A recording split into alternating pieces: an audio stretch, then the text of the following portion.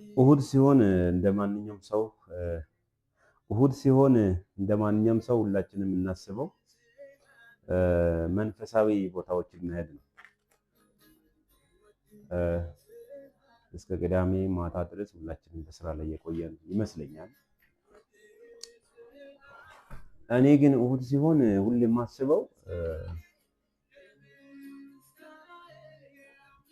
ሃይማኖት ቦታዎችን ከመሄድ በፊት እነዚህ የሃይማኖት ቦታዎች ምን አይነት ቦታዎች ናቸው? ብዙ ድካም አለብኝ፣ ብዙ ዝለት አለብኝ። ለስራ ሙሉ ህይወታችን የሰጠን እና ራሳችን ስተን ስራ ላይ ቢዚ የሆነ ሰዎች ነን እና እሁድ የሚሄድባቸው ቦታዎችን ድሮ ትቻቸው ነው የመጣሁት ማለት ይቻላል። አዲስ አበባ ውስጥን የሚያረሰርስ ወደ ውስጥ የሚገባ የለም ስምጥ የሚያደርጉ ቦታዎች ዛሬ እንደ ክፍለ ሀገር ይቸገራለሁ። በየትኛውም ቦታዎች እነዚህ ቦታዎችን ለማግኘት ቢያንስ አማራጭ ቦታዎች የሉም። አማራጭ ቦታዎች የሉም። ከተማ ውስጥ ያሉት ውስን ናቸው የአምልኮ ቦታዎች።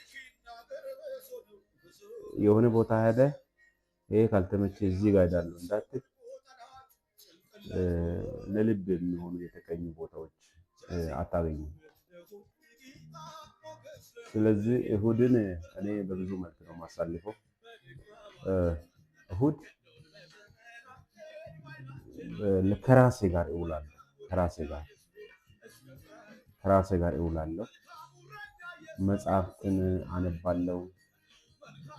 በርቀት የምወስዳቸው ኮርሶች አሉ፣ እነዚህን እሰራለሁ። ጸሎት ጸልያለሁ። ራስን ጠይቃለሁ።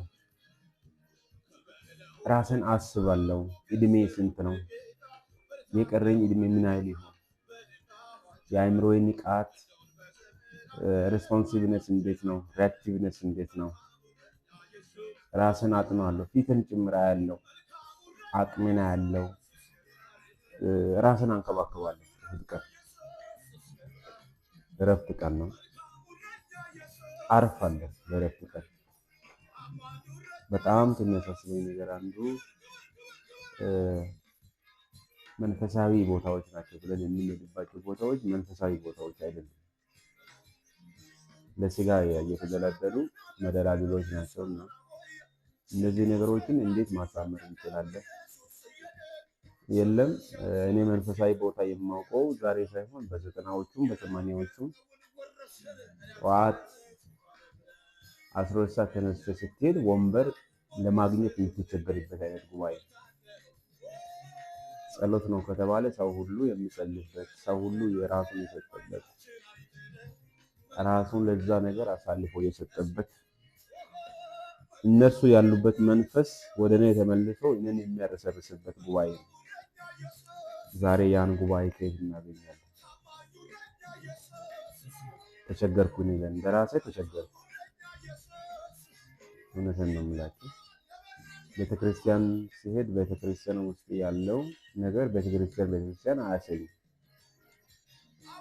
ሰው የለም እንዳንል ሰው ሞልቷል። ግን ሰዎች ምን እያደረጉ እንደሆነ አላውቅም።